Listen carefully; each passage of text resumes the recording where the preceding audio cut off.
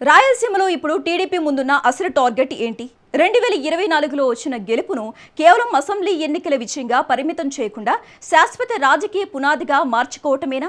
ఎందుకంటే ఇప్పుడు మరో కీలక ఎన్నికల సమరం స్థానిక సంస్థల ఎన్నికలు ముందుకొస్తున్నాయి. అలాంటి ఎన్నికలకు ముందు రాయలసీమలో సామాజిక సమీకరణాలపై టీడీపీ ఎందుకు ఫోకస్ పెంచుతోంది?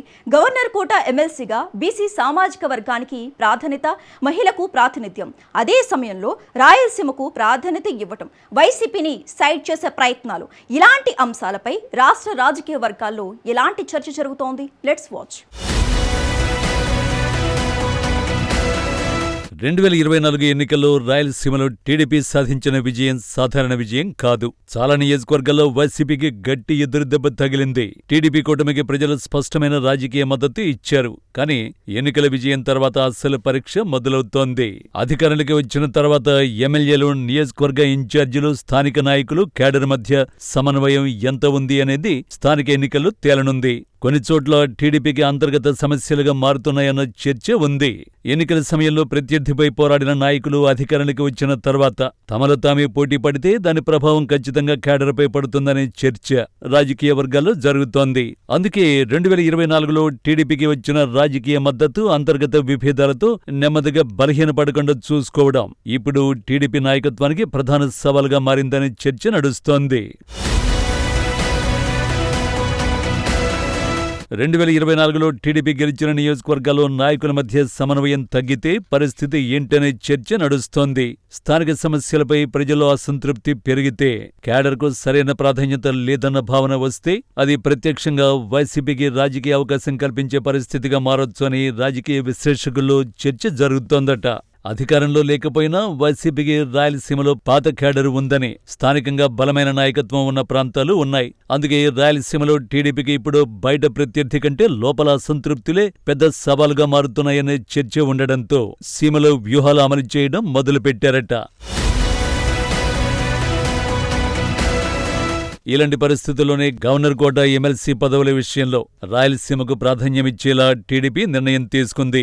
గవర్నర్ కోట ఎమ్మెల్సీలుగా వర్ల రామయ్య, దళవాయి రమాదేవి పేర్లను మంత్రిమండలి ఖరారు చేసింది.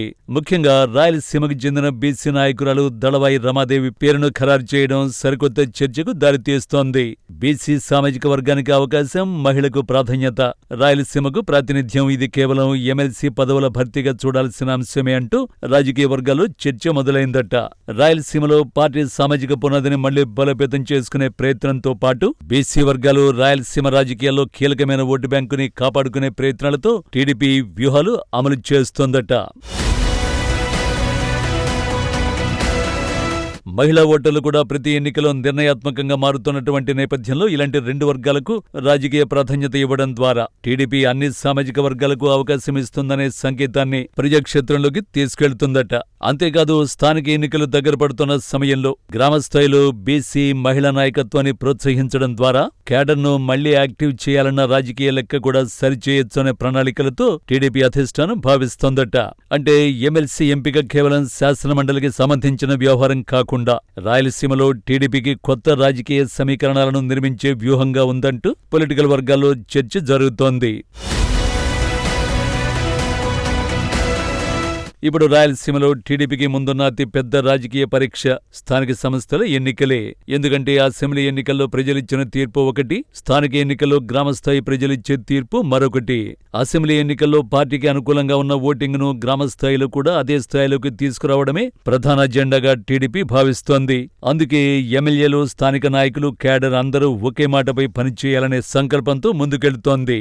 ఒకవేళ నియోజకవర్గ స్థాయిలో నాయకుల మధ్య విభేదాలు కొనసాగితే స్థానిక ఎన్నికల్లో రెబెల్స్, అసంతృప్తులు, వర్గపోరు ఇవన్నీ పార్టీ విజయ అవకాశాలను ప్రభావితం చేసే అవకాశం ఉందని రాజకీయ విశ్లేషకుల్లో చర్చ జరుగుతోంది. రాయలసీమలోని అంతర్గత విభేదాలకి చెక్ పెడుతూ, అసంతృప్తులను బుజ్జగిస్తూనే బీసీ మహిళా వర్గాలకు రాజకీయ ప్రాధాన్యమిస్తూ మంచి ప్రణాళికలతో టీడీపీ కేడర్ను మళ్లీ యాక్టివ్ చేస్తోందట.